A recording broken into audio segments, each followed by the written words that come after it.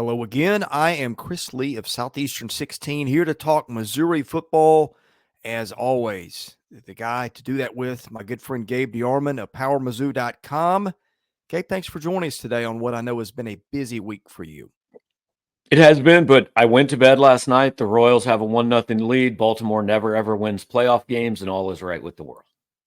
Yeah, well, almost. The Braves can't score in the playoffs as usual, so we'll leave all that is one right alone. with my world. Let's with your fix world. When everything's right with your world in playoff baseball, I think that the rest ceases to exist. So I totally get that. But let's talk Missouri football.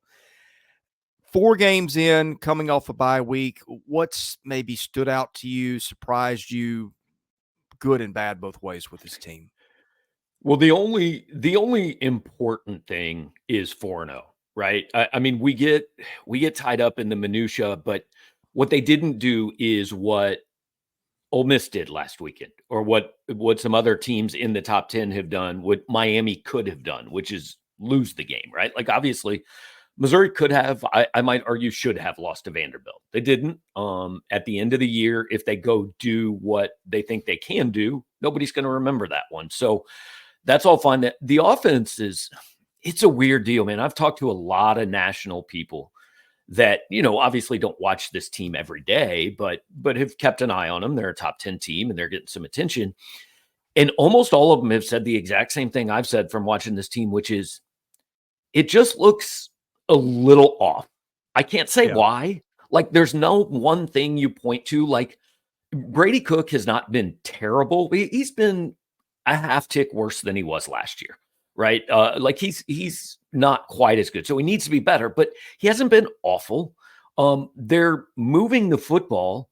They lead the country in field goal attempts, which is not something you want to lead the country in, right? I mean, I've used this stat over and over the last 2 weeks, but it's just because it's so mind-blowing. I looked after the Vandy game. Missouri has had 45 offensive possessions, and they have crossed midfield on 36 of them. I mean, that's 80% of the time you're in opposing territory. So you're thinking, hey, this is probably one of the top offenses in the country. Well, they've kicked they've attempted 16 field goals. They're only averaging 4.3 points when they do cross midfield. So they just need to be better. They need to be 1 or 2 plays better on like half of those drives. And if that was the case, we'd be talking about a team that's averaging 41 points a game and nobody has any complaints, right? I think defensively, they've been better than I expected. But the weird thing is, their bad plays have been like catastrophically bad plays. They have faced 215 offensive plays this year. On 212 of them, they've allowed 21 points and 3.3 yards of play. On the other 3, they've allowed 3 touchdowns of more than. So it's like, when it's gone bad, it has gone terrible. The thing that stands out for me is, and we're 4 games in, they're 4-0, so how much does it matter? We can argue. But Luther Burden has touched the ball 21 times for 278 yards. Now, 5 of those have gone from scores, but I would have thought that he would have had a statistically more dominating year. Now, you can look at that 2 ways. You would have liked to have more than that from Luther Burden, but you can also say, well, Nate Noel nearly rushed for 200 last time out. Other guys are getting the ball. It's like they've done that, and you feel like there's more in the tank, given that we know who Luther Burden is and what he can do. We went through this with Missouri fans a little bit early last year. Like, Luther didn't have a huge start the first 2 games, right? And I said, guys, I understand that Luther Burden is a kid who doesn't come to Missouri very often, right? 5-star, top 5 player in the country.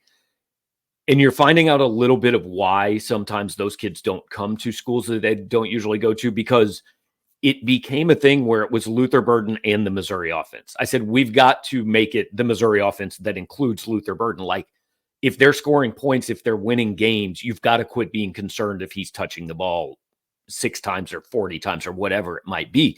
And they got past that, had a really good offense last year, all that. Now, this year, I agree with, like, he had 6 for 117 against Boston College. I think he had 6 for 78 or something like that against Vanderbilt. He missed 2/3 of the Buffalo game because he was sick. So that's a part of it. But he was not, he didn't have that Teteroa McMillan game of 300 yards against a bad team in week 1. You'd kind of like to see that out of Luther. If that's what he is, you'd like to see 13 for 250 one day, right? Just against somebody that just can't cover him. So I do understand some of the concern. I would like to find Missouri get him the ball in a little bit more creative ways. I will say this though, in the 2 games where it's gotten to the point where, okay, Missouri needs a play to win this game. They're up 27-21 on BC with 2 minutes left. They're facing 3rd and 7. Brady Cook to Luther Burden, 12 yards. They're in overtime, down 7 against Vandy. And Chris, you saw that play. It's been a while since I've seen a kid cook a defensive back like that. I mean, he was open by 8 yards, 15 yards past the line of scrimmage, So when they've had to have a play, Brady Cook and Luther Burden have made that play, which I do think is worth something. But yeah, you'd like to see him, if he's Biletnikoff Award winner out here saying, hey, you guys need to put us in bigger games, then yeah, you'd like to see a 10 for 200 day sometime. I want to ask you about the running game in just a minute, because the carry split between Carroll and Noel is maybe not what we expected coming in. Before I do that, reminder, our channel brought to you by BetOnline, the world's most trusted betting platform and your number one source for everything football. BetOnline has every stat, every matchup, even live odds and spreads to bet on during the games. Think you know your stuff? Get in on our $200,000 mega contest. Pick 5 games against the spread every week for your chance at weekly prizes and a share of $200,000. When the game's over, head on over to our online casino, get in on a game of blackjack or poker, or unwind with one of over 150 slots games. Head to the website today to get in on all the action. Bet Online, the game starts here. Yeah, Nate Noel, I was super impressed with in the Vanderbilt game. Busted a big run, was just very consistent. I thought that Carroll would kind of be the guy that got most of the carries. Was that just a one-game thing, or is maybe the depth chart flipped here? No, I mean, those of us who were there, like, we knew after spring football, Nate Noel was the number 1 back here. Like, what you heard from people around the program was, man, we love this kid. And it's not a slight to Marcus Carroll. Marcus Carroll's been pretty solid. He's just become a little bit more of a situational guy, a short yardage between the tackles guy. He's averaging, 5-something yards a carry. So he's had a solid year. But Nate Noel has just been shot out of a cannon here. He had the 199 against Vanderbilt. I think he's averaging something like 112 a game, somewhere in that neighborhood. So he's the number 1 guy. Now, I don't expect the carry split to be what it was last year with Cody Schrader, where it was like number 1, gap, number 2. They have a much better number 2 than I think they had last year. And I still think there's going to be a day this year where Marcus Carroll has 100 yards and leads this team in rushing, because he was number 7 runner in the country last year. Like, I think he's going to have his day, but Nate Noel will lead them in carries. What do you make of them defensively? They got 2 shutouts to start the season against bad teams. Were, not dominating against BC or Vanderbilt, but good enough to get the win. What do you make of them at this point, 4 games in? Well, against BC, they actually were dominating except for 2 plays. But the problem was it was a 67 and a 55-yard touchdown, and that makes everything look different. They did a phenomenal job against Thomas Castellanos. Diego Pavia hurt him more, but Diego Pavia is a better player than Thomas Castellanos is, so that doesn't surprise me. They just need to. 3 of their 4 touchdowns passes that they've given up have happened because a cornerback just starts watching the quarterback or watching the ball instead of the guy he's covering. I mean, they had one against BC where Castellanos dropped the snap. And you had a cornerback and a safety from 30 yards away running toward you're not getting that ball. Go cover the guy you're supposed to cover. Same thing happened on Vandy's long play, right? Guys looking in the backfield, and we know Pavia's good with the ball. He can trick you, but why should a cornerback 27 yards away from him care what he's doing with the ball? He's not going to affect that play anyway. Go cover your guy. So if they can fix that, I think they're in pretty good shape. They've gotten Chris McClellan, the defensive tackle transfer from Florida. Like, he came here with a reputation of a guy that, like, he has the tools. He just hasn't really put it together. And, the down-to-down motor is a question. He's been the best interior defensive lineman in the SEC so far. He's been dominant. The edge rushers, defensive end, and I think it's big this weekend, but defensive end is a spot where you'd like to see Missouri get a little more production than they have. Yeah, your point's a good one there, because, I mean, like the Boston College play, that was just it was a lack of discipline, but it was a weird play where kids react a certain way, and that's how they gave that up. The one against Vanderbilt, they give up a first career catch to a freshman where two guys get beat. I feel like when I'm watching them, it does feel like now they haven't played Alabama or Georgia, but it does feel like the errors that I've seen are correctable. Yeah, and I mean, look, I don't think they're going to hold teams to 12 points per game for the season, which is where they're at right now. But I think I would say overall September assessment is the defense is a step ahead of where I thought it would be, but the offense is a half step to a step behind. Yeah, but they also lost their coordinator. Blake Baker's at LSU. Now they've got Corey Batoon. They're still good, but I do wonder, is there a little bit of an adjustment period? And what do you see that's different that they do under this system? It's not a whole lot different. They have blitzed a lot less this year. So far, I think part of that is competition, right? The first two teams were terrible. They intentionally did not rush Thomas Castellanos. They just stood there and said, "We just don't let him out." So they haven't brought much pressure, which is kind of what Blake Baker was known for, right? Like he was going to blitz all the time, no matter what the situation was. So I don't really have a good feel for the difference yet because I want to get into more games against teams that can challenge them and put them in situations where they have to make more decisions. What do you make of their matchup with Texas A&M this weekend? If it turns out they win the game, then how did it look? If it turns out they lose the game, then how did that look? I think Texas A&M has one way to win this football game, and that is the way Texas A&M has won every football game, 21-17, in that neighborhood. If this game gets to 27 points, I don't think A&M can win it. I think Missouri can if it gets there because I think Missouri's offense is better than we've seen. So I basically – I think A&M has one way to win, and Missouri should have more than one way to win, which obviously should favor Missouri, right? Somebody asked me on our site today, like what letter grade of a game does Missouri have to play to win in College Station? I said, well, it depends obviously somewhat on Texas A&M, but I think if Missouri goes in and plays a B game, they've got a pretty good shot to go in there and win because I just think Missouri's a better team than Texas A&M. Texas A&M's got a very good defense, and they also have an offense. I don't think it's a particularly good one, but they do have one. I feel like every game they played for the last 3 years is like 24-21. If you're playing like an SEC, it doesn't matter. I mean, it seems like they've lost more close games than maybe they should have. But I mean, I was listening to Eli Drinkwitz talk this week. Sounds like he's just not even considering anything other than they're going to play Marcel Reed at quarterback. So his opening statement, he went on and on about Marcel Reed. And so my first question, I said, so you sound fairly convinced that Marcel Reed is the starting quarterback. Are you considering the fact that you'll see Connor Wegman at all? He looked at me like I had three eyes. Like that was the craziest thing he'd ever heard. And on one hand, I do understand it, right? Connor Wegman started a game against Notre Dame, and it was one of the worst quarterback games I've ever seen. I mean, it was dreadful. And Marcel Reed, like they're moving the football. They scored 33 at Florida. They beat Arkansas. They beat Bowling Green. So on the surface, to me, I agree with Drinkwitz. I have no idea why Connor Wegman would be the starter. But I talked with Bud Elliott yesterday, and he said he's talking to people, and he thinks Connor Wegman comes back and may play. And I think they're doing Missouri a favor if that happens.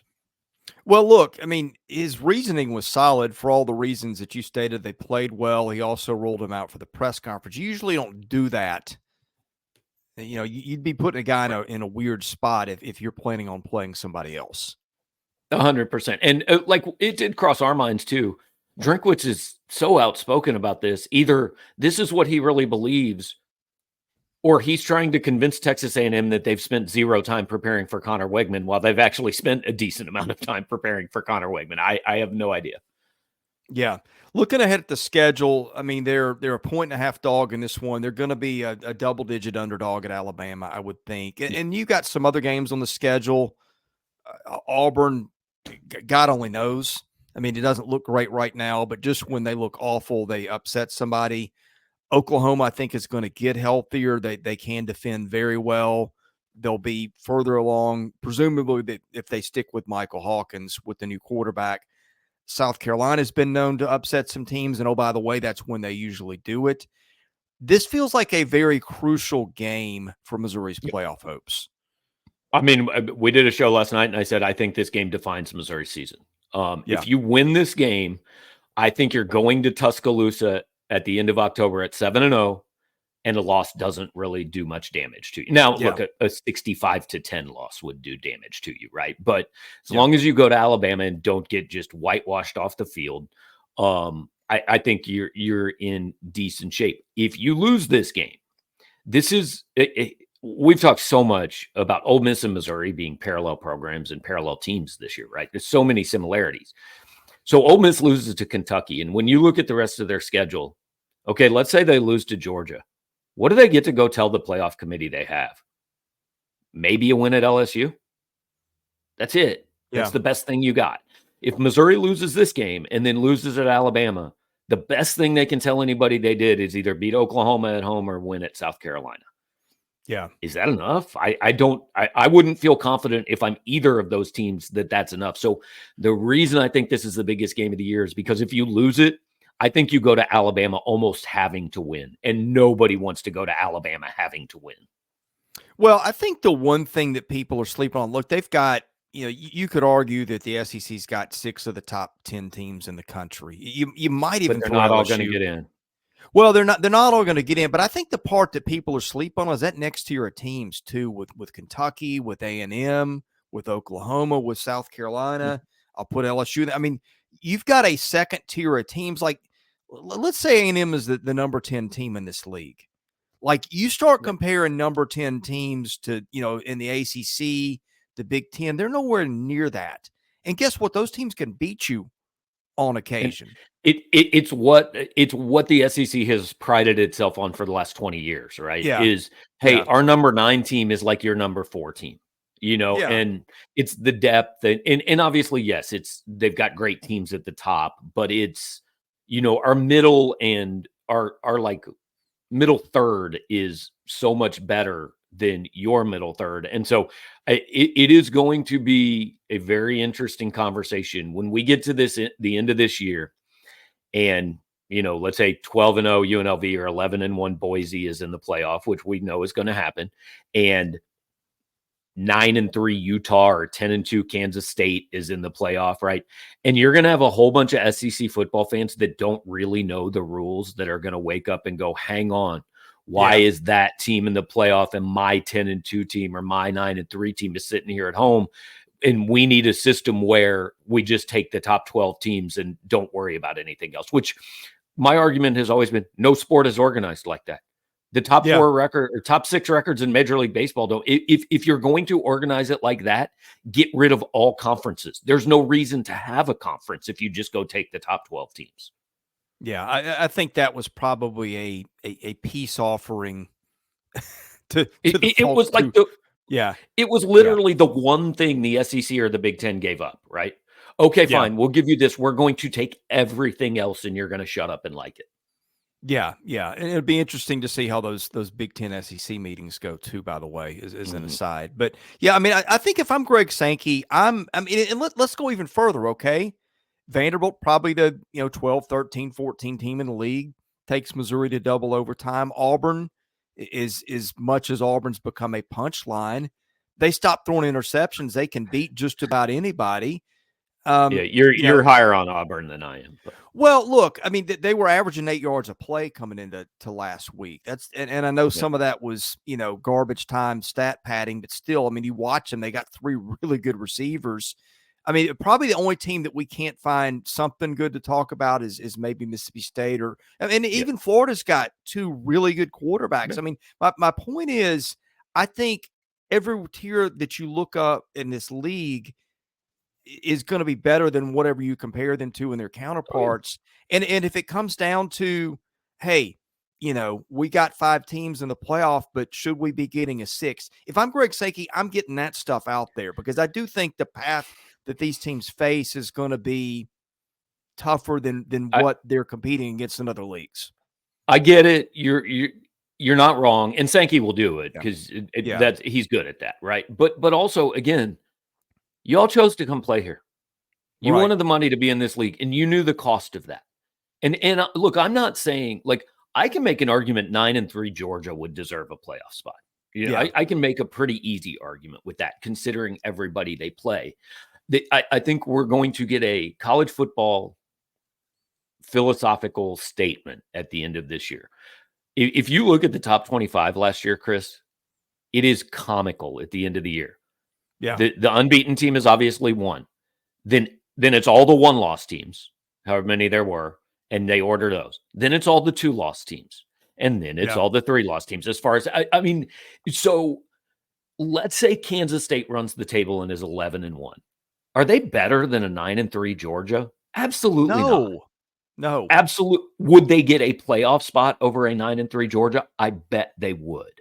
You know, because that is how college football has always operated. And what that leads to is we have to sit through 4 miserable games a year, like Missouri playing UMass, Buffalo, and Murray State, because there's absolutely no reward for playing anybody any good. Just go win as many games as you can. Like, and look, Missouri and Ole Miss are beneficiaries of it, and frankly, Texas too in the conference this year.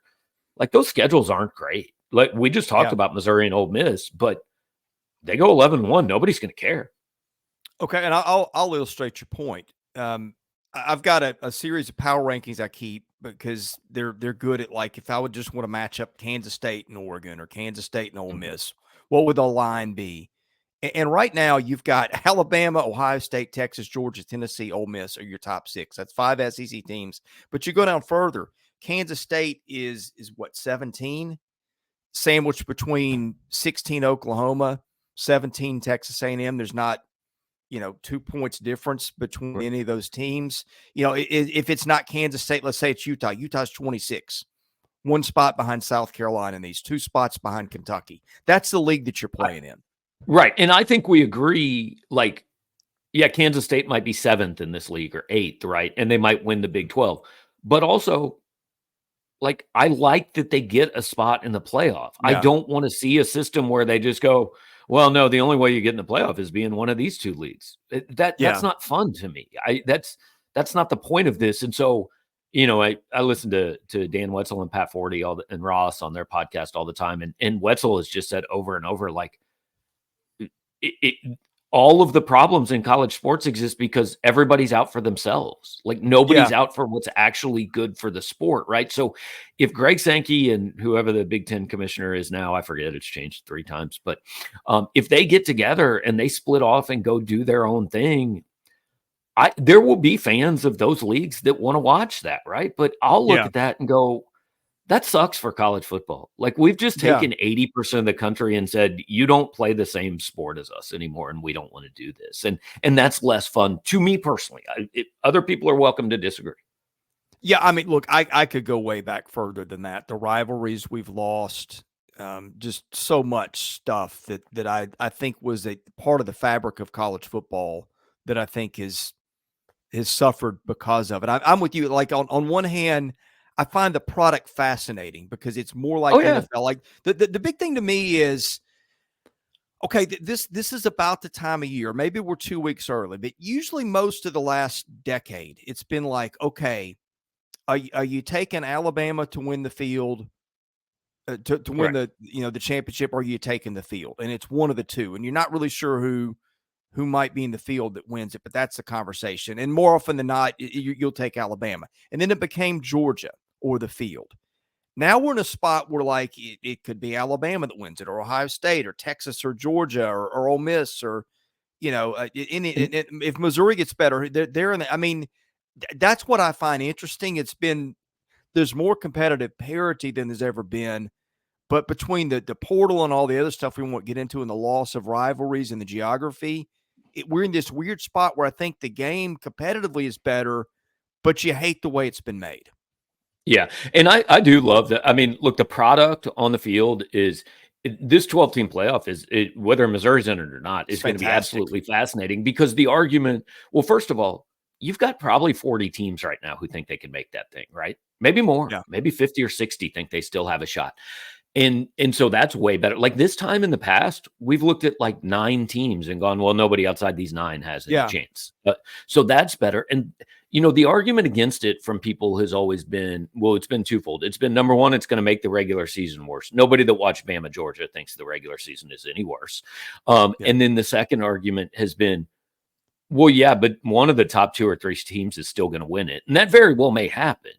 But like, okay, let's say, you're the 11 seed, and the 11, like Missouri could be the 11 seed. Are you telling me Missouri's completely incapable of going to Penn State and winning a game and then getting into the second round and they're facing the 3 seed Miami?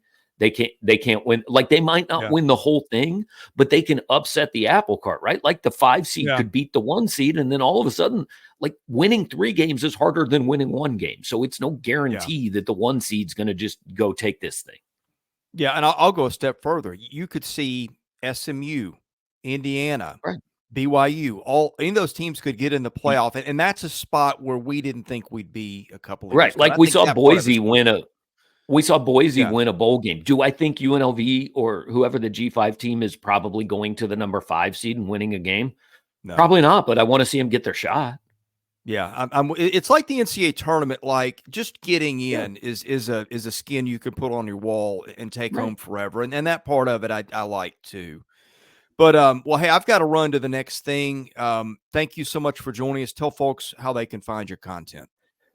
Yeah, just go to powermizzou.com, type that in your address bar. You're going to be there. It is as of about, I don't know, 33 hours ago, part of the 24/7 Sports Network. So go check us out there. And we'll be in touch, Chris.